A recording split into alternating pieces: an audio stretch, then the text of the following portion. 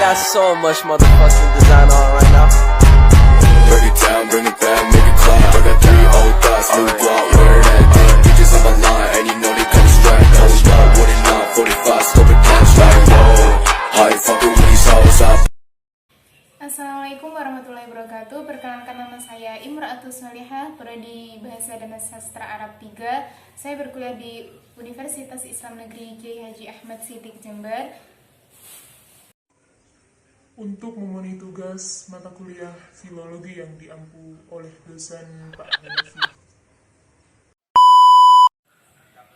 Sebelum kita masuk ke pembahasan terkait tentang naskah kuno, sebelum itu dosen saya udah nge-share jauh-jauh hari sih terkait tentang naskah kuno, tapi yang bergenre komedi.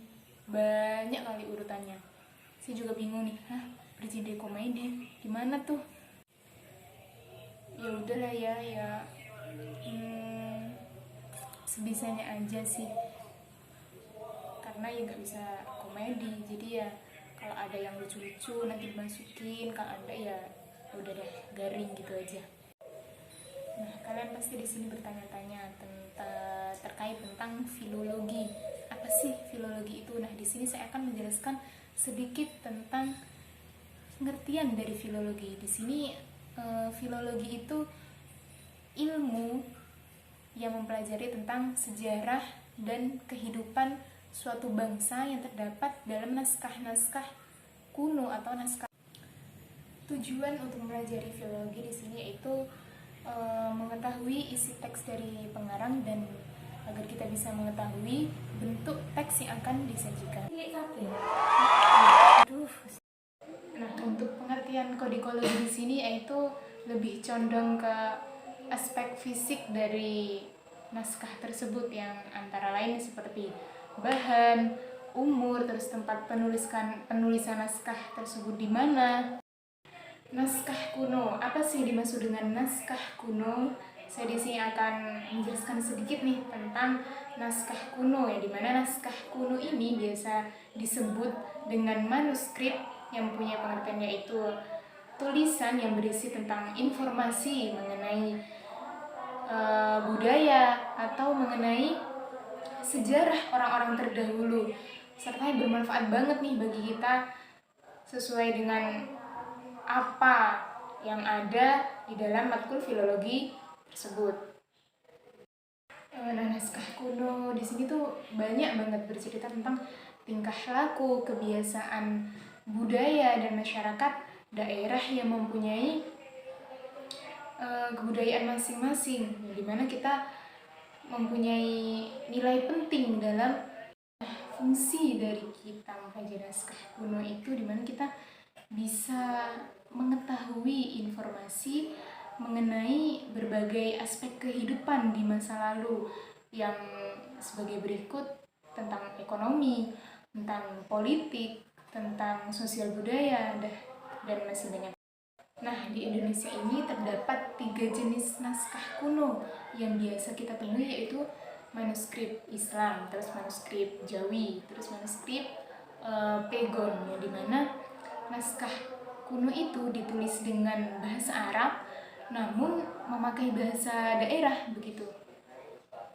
Sekarang terkait tentang karakteristik naskah kuno, saya juga agak tahu ya karakteristik naskah kuno itu seperti apa. Yang terpenting yang melekat dalam pikiran saya mengetahui paling rendahnya umur naskah kuno itu ya 50 tahun gitu. Dan yang terpenting mempunyai nilai yang sangat penting bagi kebudayaan nasional, sejarah, dan ilmu pengetahuan.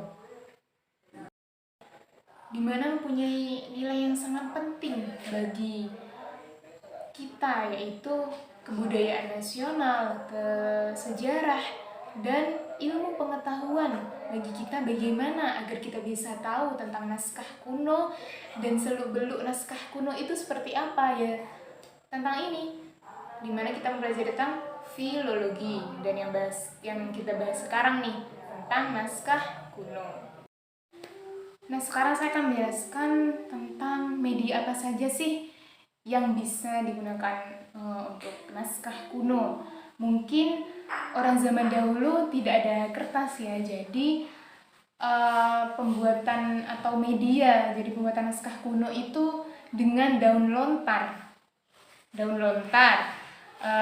terus ada rotan juga, terus ada nipah, papirus, ada kertas Eropa, terus kulit hewan kerbau, terus lempengan batu. Jadi ya mungkin itu sih yang saya ketahui, media apa saja yang digunakan ketika buat naskah kuno gitu ya. Nah sekarang bahan-bahan pembuatan tinta hitam. Tinta hitam itu dibuat untuk menulis naskah kuno. Saya akan menyebutkan yang dimana yang pertama itu biasanya memakai arang. VCO juga bisa. VCO itu minyak kelapa yang mentah gitu, dan pakai lidi hijau itu dilancipin. Terus habis itu pakai kapaluga juga bisa. Terus pakai apa lagi ya? Pakai getah dari mente, terus dari daun sirih, rambutan, dan masih banyak lagi dah.